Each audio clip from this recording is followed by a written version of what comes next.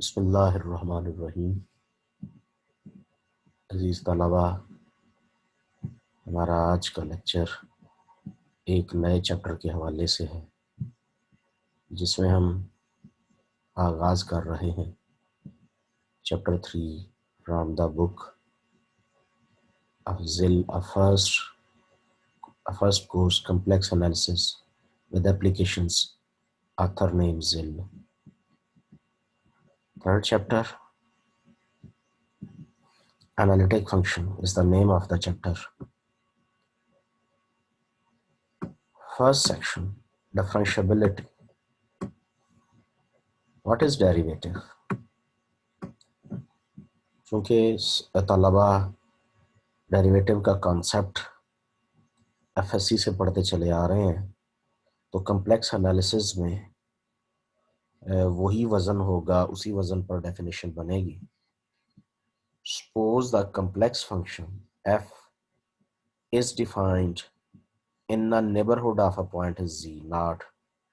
The derivative of f at z naught denoted by f dash of z naught.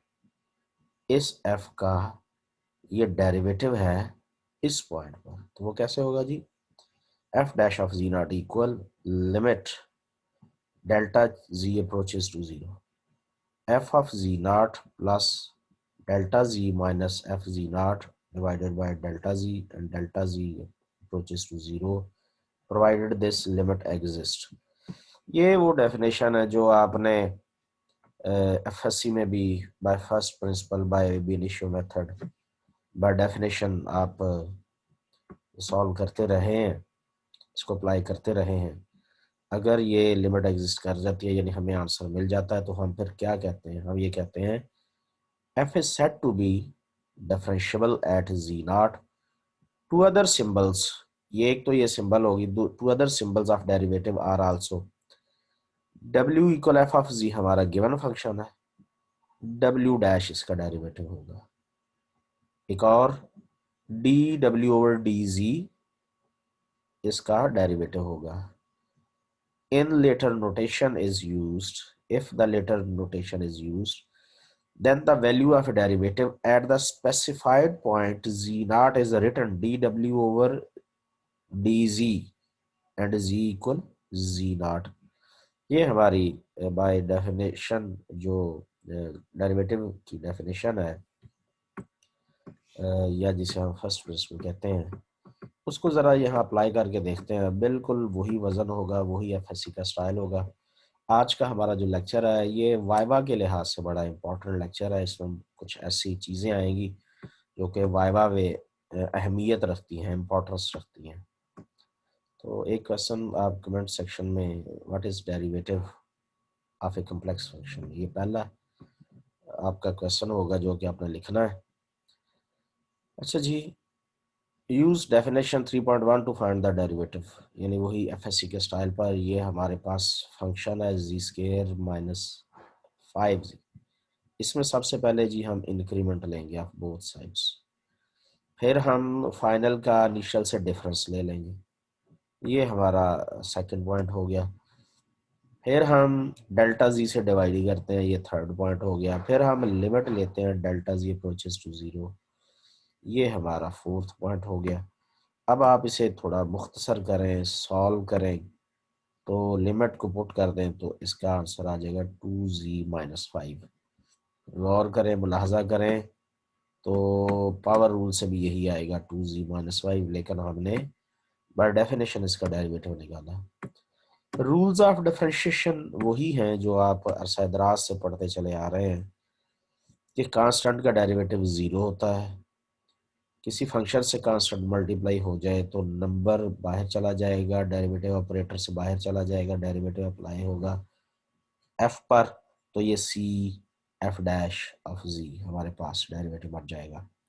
दूसरा है जी sum rule, या जिसे आप difference rule भी कह सकते हैं. तो फंक्शंस ऐड हो रहे हों, उनका डेरिवेटिव लिया जाए, आंसर वही आ रहे आएगा कि अलग अलग डेरिवेटिव लेके फिर ऐड किया जाए. तो फंक्शंस आपस में डिफर कर रहे हों और उनका डेरिवेटिव हो, तो अगर पहले डेरिवेटिव लेकर बाद में माइनस कर दिया जाए तो आंसर सेम आएगा। तीसरा प्रोडक्ट रूल, दो फंक्शंस की प्रोडक्ट फिर derivative answer should be equal to the पहला फंक्शन वैसे ही दूसरे का डेरिवेटिव प्लस दूसरा वैसे ही पहले का डेरिवेटिव। क्वोशंट रूल, ये भी मशहूर ज़माना क्वोशंट रूल, एफएससी से पढ़ते चले आ रहे हैं। ये है जी हमारा चेन रूल का कॉन्सेप्ट कि अगर एक फंक्शन की इनपुट ही कोई फंक्शन हो फिर डेरिवेटिव इस स्टाइल से होगा। पावर रूल मारूफ है ज़माना कि फंक्शन की पावर, जब हम डेरिवेटिव लें किसी फंक्शन का तो पावर नीचे यहाँ मल्टीप्लाई हो जाएगी और पावर से एक माइनस हो जाएगा। ये हमारा पावर। अभी जो हमने 6-7 रूल्स पढ़े हैं वो सारे रूल्स यहाँ पर अप्लाई होंगे। तो एक तो आपने डेफिनेशन लिखनी है कमेंट सेक्शन में जाकर डिफरेंशिएबल कम्प्लेक्स फंक्शन की। दूसरा आपने वो रूल्स लिखने हैं। एक क्या जबरदस्त किस्म का एक एग्जांपल आई है, वो आपसे पेपर में इस तरह से या वाइवा में इस तरह से सवाल पूछा जा सकता है, किसी कम्प्लेक्स वैल्यूड फंक्शन की एग्जांपल दें जो डिफरेंशिएबल ना हो। इस तरह का क्वेश्चन जो आपसे पूछा जा सकता है कि कोई एक ऐसी मिसाल दें कि फंक्शन तो कम्प्लेक्स फंक्शन हो अगर वो डिफरेंशिएबल ना हो। तो let us check f is equal x plus 4 iota y. देखते हैं जी इसको। ये z x plus iota y होता है और delta z delta x plus iota delta y होता है। ये हमारे पास जी, आप पहले इंक्रीमेंट लेते हैं, फाइनल वैल्यू से इनिशियल वैल्यू को आप माइनस कर देते हैं, ये हमारे पास एक्सप्रेशन बनेगा। फिर आप उस पर डेल्टा जी से कोशंट लेकर डेल्टा जी की लिमिट को अप्रोचेस टू जीरो कर देते हैं।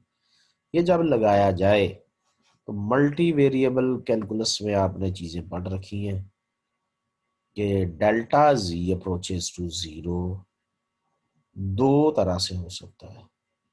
लाइन पैरेलल, या तो आप एक्स एक्सिस के पैरेलल जाते हुए जीरो को अप्रोच करके तो वहां पर डेल्टा वाई जीरो होगा, या फिर डेल्टा वाई वाई के अलोंग आप अप्रोच करें तो वहां पर डेल्टा एक्स जीरो होगा। अगर आप एक्स एक्सिस के अलोंग अप्रोच करते हैं, जीरो की तरफ जाते हैं, तो वाई में कोई चेंज नहीं आएगी, वो तो जीरो हो जाएगा। तो delta G equal delta x.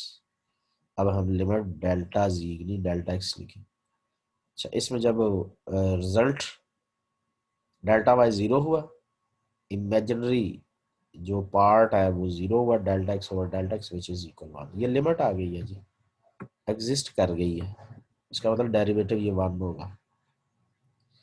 अब अगर अलोंग वाई एक्सिस हम अप्रोच कर रहे हैं तो इसका मतलब no change in x axis, delta x zero, delta z और इमेजिनरी पार्ट बच जाएगा। तो इसमें ये आयोटा डेल्टा वाई और आयोटा डेल्टा वाई कट के 4 रह जाएगा। एक नंबर लिमिट अप्लाई उसमें नहीं हो सकती, बस नंबर का नंबर ही रह जाएगा। 4 आंसर आया, ये भी एक डेरिवेटिव है।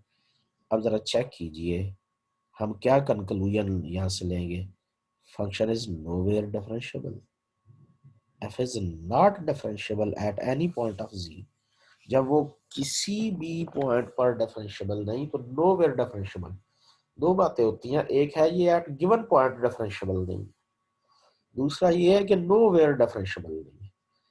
तो एट गिवन पॉइंट डिफरेंशिएबल ना हो तो उसका मतलब है कि उस दिए हुए पॉइंट पर डिफरेंशिएबल नहीं लेकिन किसी और पर डिफरेंशिएबल हो सकता है। ये बात वाइवा के लिहाज से याद रखें। लेकिन यहाँ वो जो है किसी भी पॉइंट पर डिफरेंशिएबल नहीं है, इसलिए उसका नाम नो वेयर डिफरेंशिएबल रखा गया।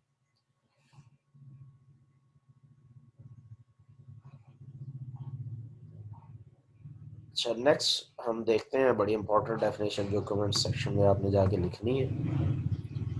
ये आपका अगला क्वेश्चन है कमेंट सेक्शन के हवाले से।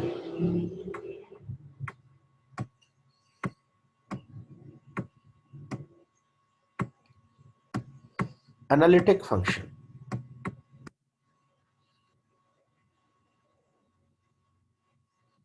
complex function w equal f of z is said to be analytic at a point z naught if f is differentiable at z naught and every point in some neighborhood of z naught.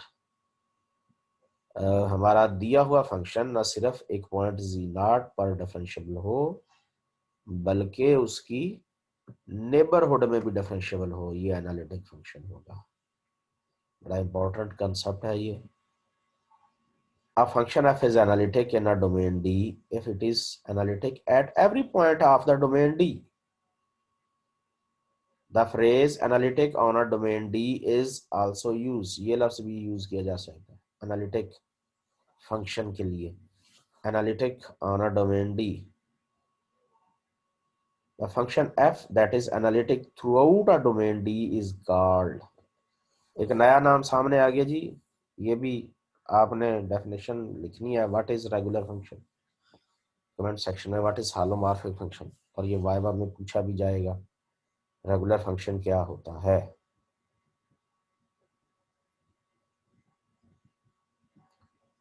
Next देखते हैं जी, इसमें आपसे ये पूछी जा सकती हैं कि कोई एग्जांपल दें किसकी, एंटायर फंक्शन की, एनालिटिक फंक्शन की कोई एग्जांपल दें, या फिर कोई फंक्शन है लेकिन वो एनालिटिक नहीं है। ये आपसे इसके बरक्स एग्जांपल भी पूछी जा सकती है। या फिर ये सवाल हो सकता है कि एनालिटिक फंक्शन की कोई 3 मिसालें दें। एंटायर फंक्शन क्या है? जबरदस्त definition. A function is analytic at every point z in the complex plane is said to be entire function. अगर कोई फंक्शन अपनी डोमेन के हर पॉइंट पर डिफरेंशिएबल हो तो अब वो सिर्फ एनालिटिक नहीं कहा जाएगा बल्कि एंटायर फंक्शन कहा जाएगा। जो फंक्शन अपनी डोमेन के हर पॉइंट पर एनालिटिक हो हम उसे एंटायर फंक्शन कहते हैं। Next, polynomials and rational functions.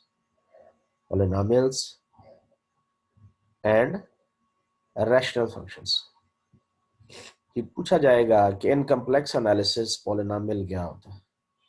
In complex analysis ये वाइवा के क्वेश्चंस कि रैशनल फंक्शन की डेफिनेशन क्या होगी in complex analysis. A polynomial function p of z equal an zn plus an minus 1 zn minus 1 so on, ये polynomial function है। n is non-negative integer is an entire function। polynomial function जो है हमारे पास वो entire function की एक मिसाल है। a rational function f z which is equal p of z over q of z where p q are polynomial functions is analytic in any domain D that contains no point z naught for which q of z naught equals 0। Rational function की कहते definition ये होगी, लेकिन ये याद रहे कि कोई भी पॉइंट z naught आप q में पुट करें तो वो q z naught बनेगा, लेकिन उसकी वैल्यू 0 ना आती, उसकी वैल्यू क्या हो, 0 ना आती हो। ठीक है जी, ये आपके तकरीबन 7 क्वेश्चंस हो गए। अब नेक्स्ट है जी हमारे पास सिंगुलर पॉइंट्स क्या होता है। सिंगुलर पॉइंट रैशनल फंक्शन है हमारे पास 4z over z square minus 2z plus 2। ये फंक्शन दो ऐसे पॉइंट है जिन पर कंटिन्यूस नहीं है। कौन कौन से दो पॉइंट? एक 1 प्लस आयोटा पर कंटिन्यूस नहीं है और 1 माइनस आयोटा पर ये कंटिन्यूस नहीं है, डिसकंटिन्यूस। इसका मतलब है इन पॉइंट्स पर ये एनालिटिक होने में फेल हो गया। ठीक है जी, Thus, F is not analytic any domain containing one or both of these points in general. A point Z, अब सिंगुलर पॉइंट की डेफिनेशन आ रही है जी, जरा ध्यान से। 7 क्वेश्चन पहले हो गए, ये 8वां सवाल है जो कमेंट सेक्शन में आपने इसका जवाब देना। A point Z at which complex function fails to be analytic is called singular point of F. ऐसा पॉइंट F का जिस पर फंक्शन सिंगुलर फेल हो जाता, एनालिटिक नहीं रहता, वो जिस पॉइंट पर एनालिटिक ना रहा उस पॉइंट का नाम सिंगुलर पॉइंट होगा। ठीक है जी। अब जरा सम और प्रोडक्ट कोशेंट पर एक निगाह एनालिटिक फंक्शंस पर। The sum f z plus g z, difference f z minus g z, product f z into g z are analytic. हाँ, ये देखिए, ये दिस इज द वाइवा। दो एनालिटिक फंक्शंस का सम भी एनालिटिक होता है। गुड। दो एनालिटिक फंक्शंस का डिफरेंस भी एनालिटिक होता है। Very good.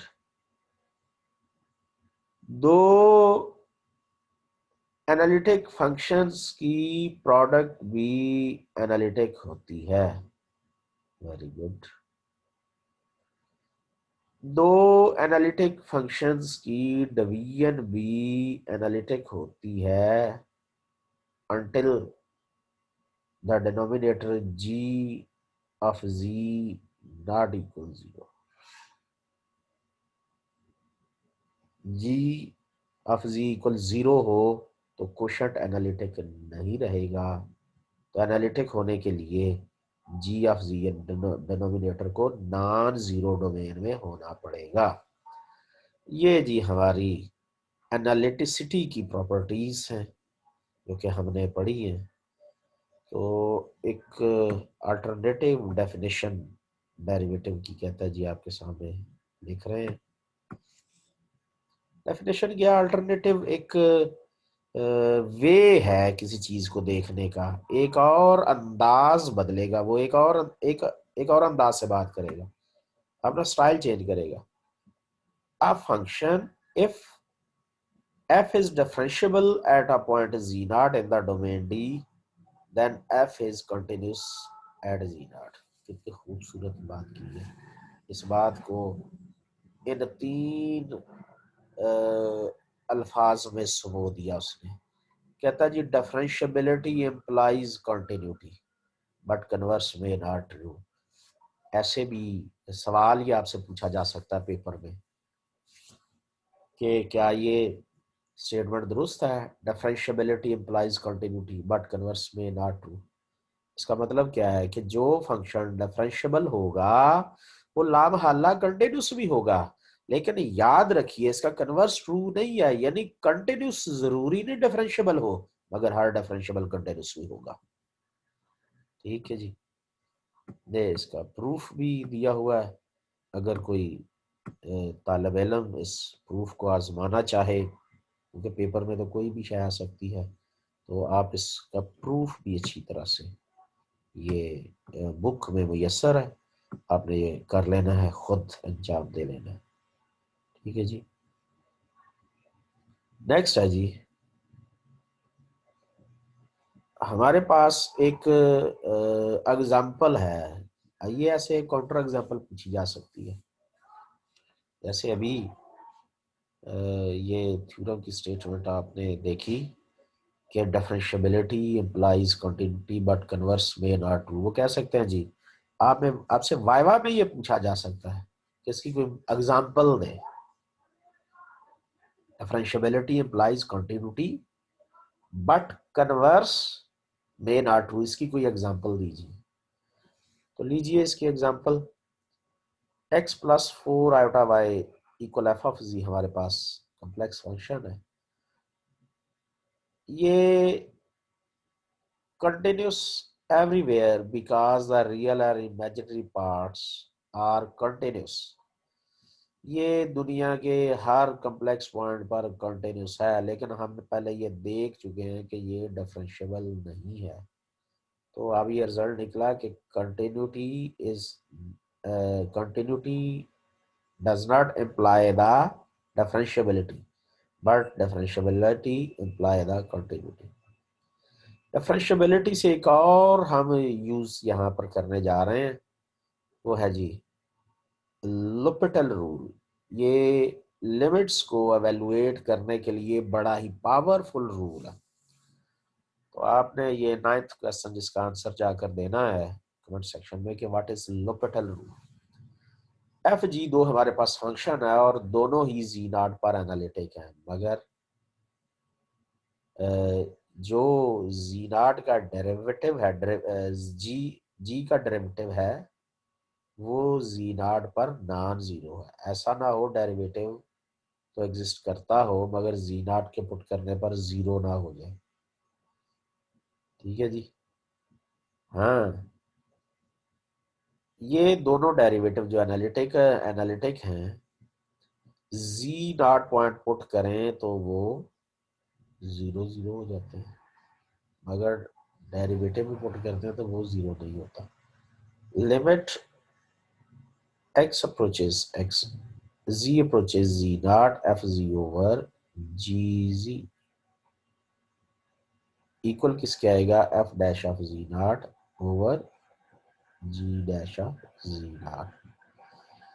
लोपिटल रूल का बच्चों को एफएससी में भी कुछ टीचर्स बता देते हैं, वरना कैलकुलस में ये आपने पढ़ा हुआ है, आपका आजमूदा रूल है ये लोपिटल रूल। जैसे कि ये देखिएगा, ये हमारे पास एक एग्जांपल है, जी स्क्र माइनस 4 जी प्लस 5 और जी क्यू माइनस जी माइनस 10 आयोटा।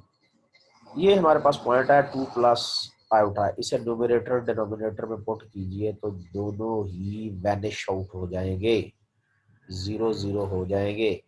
इसे कहते हैं हम इनडिटर्मिनेट फॉर्म। ये देखिए जीरो जीरो पुट करने पर न्यूमरेटर डिनोमिनेटर दोनों फंक्शंस के आंसर जीरो जीरो आ गए। ये क्या कहलाई, जीरो बाय जीरो को इनडिटर्मिनेट फॉर्म। एफ और जी दोनों पॉलिनोमियल फंक्शन है। Both functions are analytic at z not equal to plus iota. Analytic होने चाहिए ये। अच्छा, डेरिवेटिव लीजिए, डेरिवेटिव लेने के बाद ये पॉइंट में पुट कर दीजिए, हमारे पास दो चीजें बन रही है। अब यहाँ पर लोपिटल रूल लग गया, ये फंक्शन था, ये उस पर लिमिट है, न्यूमरेटर का डेरिवेटिव अलग, डिनोमिनेटर का डेरिवेटिव अलग, और फिर उसमें वो पॉइंट पुट किया गया तो ये हमारे पास रिजल्ट आ जाएगा। ये है जी लोपिटल रूल हमारे पास।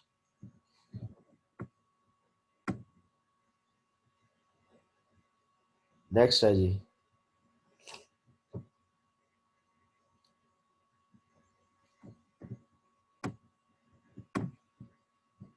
नेक्स्ट देखते हैं।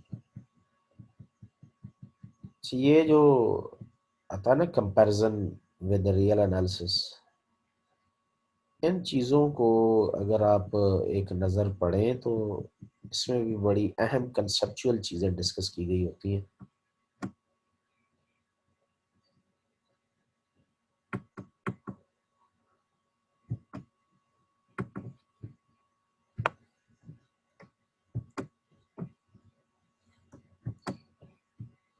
नेक्स्ट,